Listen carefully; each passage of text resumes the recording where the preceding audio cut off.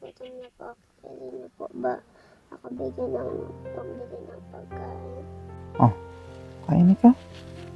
Nawa naman. Nining! Saan ka nag-aaral? Doon lang po. Kumain ka na? May baong ka? Mas kawawa naman itong mga batang ganito. Naglalakad ka lang dito, mag-isa ka lang? Opo. Nasaan ang papa mo? Nandun po sa bukay, nagkapangangakay po. Para pambili po ng ligas. Wala kang baon ngayon. Opo. Karang buwan lang po. Namatay si mama. Pang ilang ka sa magkakapatid? Pangalawa po. Naiiyak na si ano? Ang pangalan mo, be? Pilitin po. Mahal na mahal mo ba si mama mo? Maawa naman. Alam mo, ganitong edad, alam mo talaga nila yung pagmamahal na magulang nila, oh. Tapos biglang nawala. Ilang taon ka na, be? 8 po. 8 years old ka na. Anong grade ka na? 3 po. Anong ulam mo kanina? Wala po. Wala ka rin ulam. May bigas ba kayo sa bahay mo, be? Wala po. Wala rin po kami ulam. Wala kang baon na pera? Wala rin. Bakit wala kang sapatos? Kaya pa rin po kami pambili. Mag-aaral ka na mabuti, ha? Kahit wala na si mama mo. Kaya gutom na po ako. Pwede niyo po ba ako bigyan ng pambili ng pagkain? Oo nga naman to. Hindi ka pa kumain? Opo. Lalo na po kasi kami na matay lang po. Kaya kami nagpapalak na lang baon dahil wala po kami pira. Nagsuklay ka ba bago ka pumasok? Wala naman. Ito yung kahirap pag nawala ang magulang sa mga anak.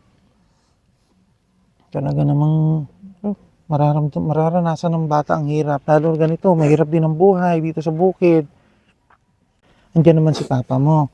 Ha? Kahit wala na si mama mo, mag-aaral ka pa rin na mabuti, ha? Papasok na po ako. Nagugutom na po ako. Ito. Pambili mo ng pagkain. Tapos bigyan mo yung mga kapatid mo para may pambili kayo ng pagkain. Ito, tamanggapin mo ito. Para makatulong man lang, ha? Tapos mayroon ako dito tinapay pa, ha? Kung umiyak mo ito, kawawa naman itong bata na to. Ramdam ko talagang hirap ang itong bata na to, pangungulila sa nanay. Kailan ba namatay si mama mo? Parang buwan lang po. Nalulungkot po ako, kuya, dahil wala po ako nanay. Meron pa akong tinapay dito, bikain ka muna, ha? Para yung pera na yan, itabi mo yan. Okay, oh. Tapos mamaya, bibili ka ng pagkain mo, ha? Yung pera na yan, itago mo. Oh, kain ka. Kain ka, ha? Ano yung gutom mo? Bili ka na masarap na pagkain mamaya. Sabi mo kay papa, ha?